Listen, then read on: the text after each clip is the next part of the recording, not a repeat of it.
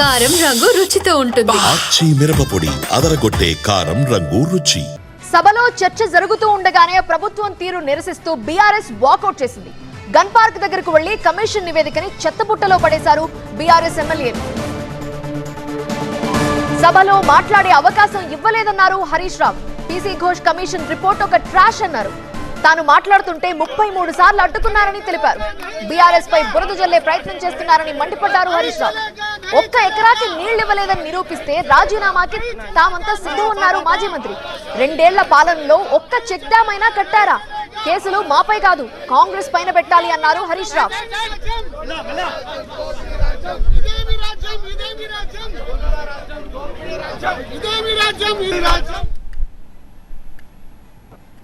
ఇవాళ Ghosh commission report ఒక trash report.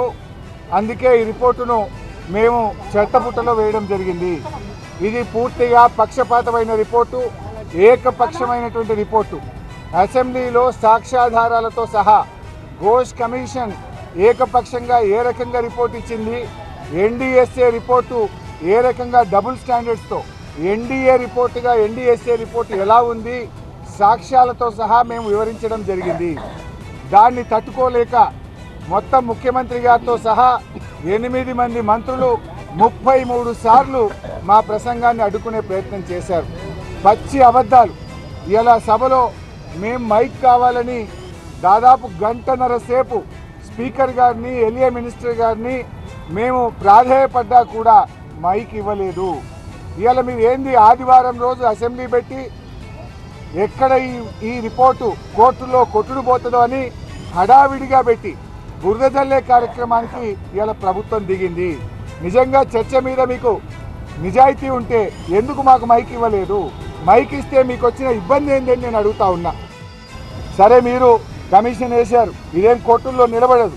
కానీ ఒక్క విషయం గుర్తుపెట్టుకోండి, మీరు చేస్తున్న నష్టం, మీ ద్రోహం చరిత్ర పుటల్లో నిలుస్తుంది.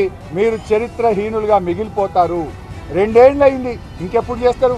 ఆయన అంటుండే బట్టిగా 2 ఏళ్ళు అయింది, ఇంకా చేస్తారట. చేసే టైం అయ్యే వరకు మీరు దిగిపోతారు, మీ పని అయిపోతుంది.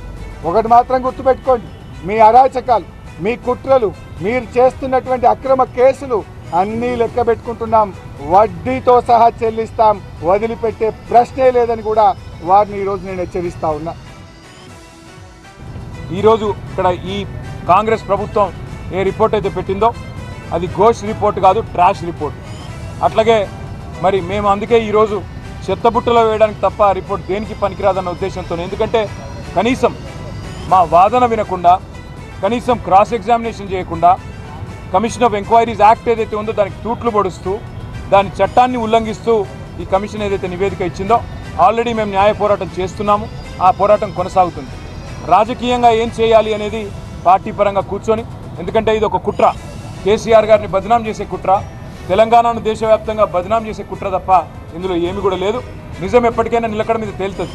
ఇవాళ నీళ్ళు ఇచ్చినందుకు కేసీఆర్ గారిని ఇవాళ దోషిగా నిలబెట్టే ప్రయత్నం, ఏదో ఒక చిన్న చిల్లర మల్లర ప్రయత్నం కాంగ్రెస్ పార్టీ చేస్తూ ఉంది. కారం రంగు రుచితో ఉంటుంది. ఆచి మిరపపొడి అదరగొట్టే కారం రంగు రుచి.